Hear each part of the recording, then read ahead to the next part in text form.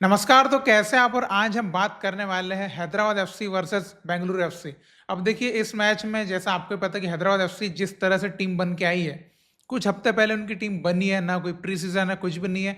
Directly जो है Indian super league को खेल रहे हैं। तो जैसा उनका परफॉर्मेंस रहा है, मैं उतना डिसअपॉइंटेड नहीं रहा उनके साइड से, क्योंकि भाई ऐसी स्थिति में आप इससे और कितना क्या कर पाओगे। और देखिए, हालांकि मैं कह सकता हूं कि इस मैच की स्कोर लाइन जो है उससे कम हो सकती थी। मे बी प्री सीजन नहीं है और जो टीम ने ज़्यादा ट्रेनिंग नहीं करी, इस वजह से एंड में वो चीज़ें हमको जो है दिखा कि वहाँ पर जो है टीम थोड़ी थक सी गई, ऐसा नज़र आया। लेकिन हाँ, यहाँ पर बेंगलुरु एफसी की मैं बात करना चाहूँगा। बेंगलुरु एफसी जो है 3-0 से जो है दूसरी जीत उन्होंने दर्ज करी है और टॉप ऑफ द टेबल अभी चल रहा है वो। और देखिए, इस मैच में जो कि पहले से सोचा गया था कि ऑब्वियसली जीतेगी तो बेंगलुरु एफसी, और खेलेगी भी ज्यादा अच्छा बेंगलुरु से, बिकॉज भाई उनके पास प्लेयर्स क्वालिटी, फॉरेन प्लेयर सब कुछ है। हैदराबाद एफसी के पास भाई एक सिंगल साई गोडार्ट के साथ तो खेल रहे थे, वो भी सेकंड हाफ में लेके आए। उस तब तक तो फर्स्ट हाफ में तो वैसे ऑल इंडियन स्क्वाड के साथ खेले और 1-0 पे रोक के रखा फर्स्ट हाफ में बेंगलुरु एफसी को। एक ऐसी टीम जो कंटेंडर है भाई आईएसएल जो है सील्ड के लिए, उस टीम को 1-0 रोक के रखा भाई। तो मेरे हिसाब से तो बहुत अच्छा परफॉर्म किया था फर्स्ट हाफ में। जो चीजें बिगड़ी है वो सेकंड हाफ में, वो भी एंड में। देखो, एक तो अर्ली गोल कंसीड कर लिया था 5 मिनट में, वहां पर एक मैन मार्किंग थोड़ा सा टाइट अगर रखते तो वो गोल कंसीड नहीं करते, वहां पर मैन छोड़ दिया था। वो एक गलती होगी, तो स्टार्टिंग बहुत जल्दी स्टार्टिंग में गलती होगी। लेकिन उस गलती के बाद अगर आप देखिए, हैदराबाद एफसी का माइंडसेट नहीं गिरा था, प्लेयर्स के अंदर वही हंगर थी। और जितने अटैकिंग फुटबॉल हम बेंगलुरु एफसी के साइड से होप कर रहे थे, उससे ज्यादा अटैकिंग साइड भाई हैदराबाद एफसी थी। मतलब कि विथ ऑल इंडियन स्क्वाड ज्यादा एग्रेसिव और ज्यादा अटैक अगर आप देखते हैं। हालांकि ये कह सकते हैं कि उतने सटीक जो है चांसेस नहीं बना पा रहे थे हैदराबाद एफसी वाले, क्योंकि शॉट्स तो ले ही नहीं पा रहे थे सही से, और ऑन टारगेट तो उन्होंने एक भी नहीं मारा पूरे मैच में। लेकिन एक चीज आप जरूर कह सकते हैं कि मेंटेलिटी के मामले में भाई हैदराबाद एफसी पीछे नहीं थी। और देखिए, 1-0 होने के बाद भी एक ऐसा मौका स्टार्टिंग में मिल गया था, जो पराग ने बहुत अच्छा क्रॉस डाला था। वो मतलब इस मैच का मैं बोल सकता हूं सबसे अच्छा मूवमेंट था, जहां पे हैदराबाद एफसी जो है 1-1 कर सकती थी फर्स्ट हाफ में, बट वो देवेंद्र ने जो है वो फिनिश नहीं कर पाए। तो इससे ही हमारे प्लेयर्स की क्वालिटी भी हमको पता चलती है कि एक तो इतने लिमिटेड चांसेस, उसमें भी हम जो है गोल के सामने से अगर ऑन टारगेट भी ना रख पाए तो ये चिंता का विषय है। और देखिए, अगर हम इस मैच को 80 मिनट तक का देखें तो भाई उस वे में हैदराबाद एफसी के लिए ज्यादा बेटर रिजल्ट था कि 1-0 से वो लूज करे थे इस मैच को। 80 मिनट के बाद जो बेंगलुरु एफसी में थोड़ा सा चेंज हमको देखने को मिला, और वहां पर जो वो पेनाल्टी मिली, वहां से तो फिर थोड़ा सा लूज ही कर दिया था। मतलब कि ऐसा आप बहुत सारे प्लेयर्स की बॉडी लैंग्वेज से समझ सकते थे हैदराबाद एफसी के कि चलो भाई अब तो मैच हार ही गए। कुछ ही 2-3 प्लेयर्स थे जिनका बॉडी लैंग्वेज लग रहा था कि हाँ अभी भी स्टिल वी कैन विन, लेकिन बहुत सारे मतलब मेजोरिटी ऑफ प्लेयर्स जो है बॉडी लैंग्वेज से ही खत्म लग रहे थे कि इस मैच को अब वो हार चुके हैं। और ऐसे में उन्होंने लास्ट में और तीसरा गोल भी कंसीड कर लिया, तो एक छेत्री का मैजिक दिख गया हमको लास्ट के 10 मिनट में। तो वो एक मजा है कि भाई हमारे कैप्टन लीडर लेजेंड को हम नेशनल टीम में तो नहीं देखेंगे, लेकिन भाई बेंगलुरु एफसी के लिए गोल मारते हुए देखें एटलीस्ट, जब तक वो खेल रहे हैं तो वो हमारे दिल को थोड़ी बहुत जो है ठंडक मिलती रहेगी कि सुनील छेत्री भाई स्कोर करते जा रहे हैं, और उन्होंने जो है वो रिकॉर्ड फिर एक और बना लिया। अब जॉइंट टॉप स्कोरर बन गए आईएसएल की हिस्ट्री में।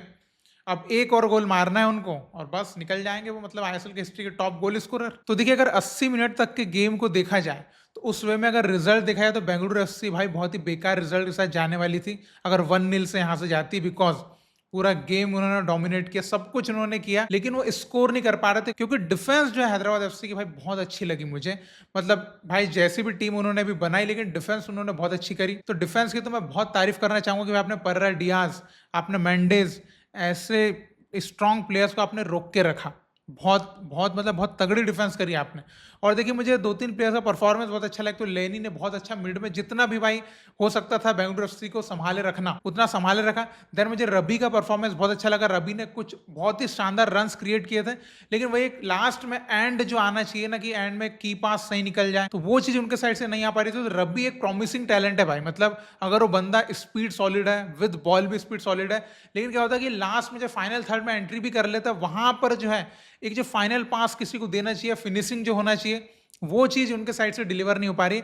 तो उसके ऊपर थोड़ा अगर जो भी कोच है, अगर उनको थोड़ा सा वहां पर वर्क करें ना, तो मजा आ जाएगा। वो बंदा भी गोल स्कोरिंग निकालेगा सॉलिड वाली। और एक चुंगा का परफॉर्मेंस मुझे काफी अच्छा लगा। चुंगा ने, आपने देखा भाई कितने सॉलिड सॉलिड रन्स क्रिएट करता है। मतलब वो बंदा पिछले साल भी उन्होंने बहुत इंप्रेस किया था और इस साल भी वो इंप्रेस कर ही रहा है। तो ये 3 प्लेयर्स का परफॉर्मेंस मुझे बहुत अच्छा लगा। और देखिए अर्शदीप सिंह के साइड से गोलकीपिंग में काफ़ी मिस्टेक्स हो रही थी, मतलब हर बॉल भाई ग्रिप नहीं कर पा रहे थे। तो यहाँ पर थोड़ा वर्क करना पड़ेगा, क्योंकि ऐसे में तो भाई लॉन्ग रेंज तो ऐसे ही ले लेंगे फिर। और देखिए हैदराबाद एफसी एक जगह मुझे काफ़ी अच्छी लगी, एक तो देखिए काउंटर तो अच्छे बनाती है, एक तो सेट पीसेस पे काफ़ी अच्छे, मतलब कि अगर आप सेट पीसेस पे आप जो है बॉल विन कर पा रहे हो या इतने सारे सेट पीसेस निकाल पा रहे हो, तो मेरे हिसाब से बहुत अच्छा ये पॉजिटिव साइन है कि आप कुछ चीज़ें अच्छी कर पा रहे हो। विद ऑल इंडियन स्क्वाड के साथ भी अगर आप कुछ कुछ पॉजिटिव चीज़ें कर पा रहे हो तो भाई बहुत अच्छी बात है। ये आगे आपको गेम बाय गेम जो कहीं ना कहीं आपको आपके रिजल्ट में दिखेगी भी। और देखिए बेंगलुरु एफसी तो भाई ऑब्वियसली गेम डोमिनेट करनी है, आपके पास सुरेश है, कापो है, आपके पास नोग्योरा है। अब इन प्लेयर्स के साथ अगर गेम डोमिनेट नहीं होगा तो फिर कैसे होगा। तो गेम पूरा आप देखिए ना, मतलब भाई 75% ऑलमोस्ट जो है बॉल पोजीशन रखा है बेंगलुरु एफसी ने। तो ये एक न्यू टाइप की बेंगलुरु एफसी हमको देखने को मिले, क्योंकि इतना बॉल पोजीशन बेंगलुरु एफसी खेलती नहीं है, लेकिन शायद इस बार कुछ नया गेम प्लान हो। और इस मैच में डियास काफी डिसअपॉइंट हुए, बिकॉज उनको उस तरीके से कनेक्ट होने नहीं दिया, बहुत अच्छे से मार्क करके रखा, बहुत ज़्यादा स्पेस नहीं दिया, तो उनको गोल स्कोरिंग का कोई मौका ही नहीं बन पाया। तो यहाँ पर ये अच्छी बात है हैदराबाद एफसी के लिए, लेकिन कहीं ना कहीं खराब बात है बेंगलुरु एफसी के लिए। और देखिए एक चीज से मैं खुश हूं कि भाई इंडियन प्लेयर्स जो थे, यंग इंडियन प्लेयर्स, इन्होंने इस मैच में मतलब दोनों ही टीम्स में अच्छा खासा परफॉर्मेंस दिया। तो मैं हमेशा ही चाहता हूं कि हमारे इंडियन प्लेयर्स अच्छा परफॉर्म करें, बिकॉज फॉरेनर तो अच्छा करते ही भाई, क्योंकि वो तो अच्छी लीग से आती है ना। अब अगर मैं ओवरऑल दोनों ही टीम्स में क्या चीजें मैंने देखी, क्या नोटिस करी है, उनके ऊपर अगर मैं बात करना चाहूँ, तो देखिए बेंगलुरु एफसी ने बॉल पोजीशन बहुत अच्छा रखा बिल्कुल, लेकिन आप देखिए अटैकिंग में कहीं ना कहीं फर्स्ट हाफ में या 80 मिनट तक आप कह सकते हैं कि अटैक में वो पैनापन नजर नहीं आया। मतलब कि हैदराबाद के डिफेंस को सही तरीके से क्लियरली ब्रेक नहीं कर पा रहे थे। और सेम टाइम पे मुझे बीएफसी की डिफेंस जो है इस मैच में थोड़ी वीक लगी, कि हैदराबाद एफसी आपके ऊपर चांस बना पा रही थी, तो ये कहीं ना कहीं आपकी वीकनेस थी। आप देखिए किस तरीके से प्लेयर्स को बीट किया जा रहा था, बेंगलुरु एफसी की डिफेंस लाइन को कई बार बीट किया गया, तो मुझे डिफेंस थोड़ी सी वीक लगी। तो आगे के मैचेस में बीएफसी को इसके ऊपर ध्यान देना पड़ेगा, अदरवाइज जो है गोल कंसीड कर सकते हैं। हालांकि ये तो अच्छी बात है कि अभी 2 मैचेस में गोल कंसीड उन्होंने नहीं किया है, तो इससे टीम का कॉन्फिडेंस भी बना रहता है, कीपर का, डिफेंस का, कि भाई हमने गोल कंसीड नहीं किया। लेकिन अगर ऐसे मिस्टेक्स करते रहेंगे, बिकॉज आज गोल कंसीड कर सकते थे। और वहीं पर हैदराबाद एफसी की अगर बात करते थे कि Hyderabad FC obviously counter attacking football उन्होंने खेला और डिफेंस किया, लेकिन मैं एक बात ये कह सकता हूं भाई कि यहाँ पर जो है अटैक तो अच्छे बनाए उन्होंने, लेकिन जो है वो सटीक अटैक नहीं बनाए, और कन्वर्जन लेके आना पड़ेगा, बिकॉज 10 शॉट मारे लेकिन एक भी ऑन टारगेट नहीं मारा। मतलब ऑन टारगेट भी नहीं जाओगे आप तो गोल कहां से होंगे। और एक बात ये अच्छी लगी कि भाई आपने डिफेंस बहुत अच्छी करी, और डिफेंस है भी आपकी बहुत अच्छी, लेकिन एंड में जो है ना लास्ट आपके 10-15 मिनट में आप जो है मैच लूज कर गए। तो उसके ऊपर ध्यान देना है कि आपने पूरा इतना अच्छा किया, लास्ट में 10-15 मिनट आपका कॉन्सेंट्रेशन लूज हुआ, और आप जो है वो 3-0 की जो है विन करके चलेगी बीएफसी आपके ऊपर। तो देखिए बेंगलुरु एफसी का तो विनिंग मोमेंटम चालू हो चुका है, 2 गेम कंटिन्यू जीत चुके हैं, एंड उनकी होप भी रहेगी कि आगे के मैचेस भी वो जीते।